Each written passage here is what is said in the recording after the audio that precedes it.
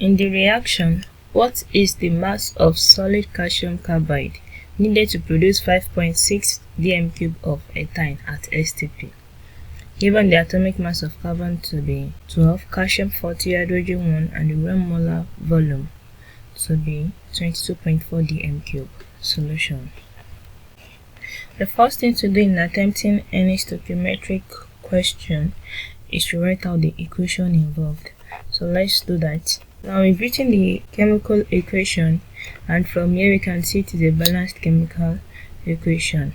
So the next thing now is to identify the substance we are working with. In the question we are being asked to calculate this mass of solid calcium carbide. So that means we are working with calcium carbide needed to produce 5.6 dm³ of ethyne, and we are also dealing with ethyne. So here we are dealing with calcium carbide and ethyne.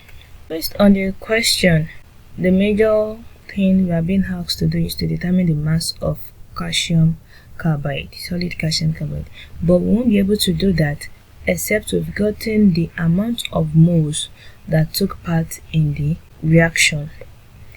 And looking at the equation above, considering the stoichiometric ratio, here we can say the coefficient of calcium carbide here is 1, and for ethyne is 1. Simply put that 1 mole of calcium carbide will produce 1 mole of ethyne. So how many moles of calcium carbide will produce 5.6 dm³ of ethyne?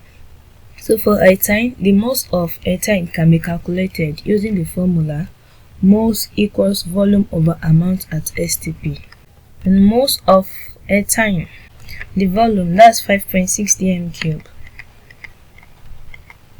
divided by the amount at S.T.P, which is also the same thing as gram molar volume, which is 22.4 dm³.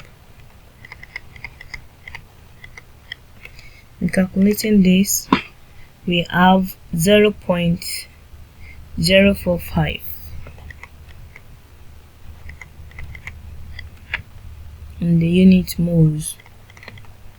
So we've gotten the moles of ethyne produced. So let's go back to our stoichiometric relationship. So hence we can say 1 mole of calcium carbide will produce 1 mole of ethyne. Then X moles of calcium carbide will produce 0.45 moles of ethyne. So here we can get S by making X the subject of the formula, that this will be cross multiplying indirectly. So here S equals 0.045 moles multiplied by 1 mole divided by 1 mole, which is equal to 0.045 moles. Without calculating, at least without writing this, we can easily conclude that 0.045 moles of calcium carbide will be needed as well.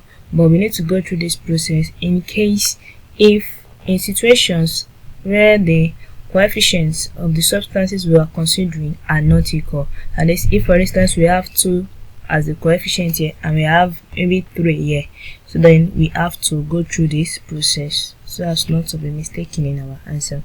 So let's continue. The question is to calculate the mass of solid calcium carbide, and what we just did now is the number of moles. So let's apply our formula that says moles equals mass over molar mass. Then we make mass the subject and proceed in calculating the mass of solid calcium carbide.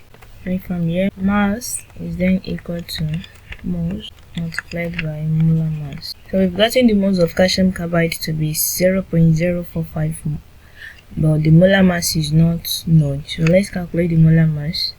The molar mass of calcium carbide equals the sum of the atomic mass of the elements present in the compound. So we have calcium, atomic mass of calcium is 40, while that of carbon is 12, and we have 2 atoms, so then that will be 2 times 12, which is equal to 40 plus 24, and that is 64.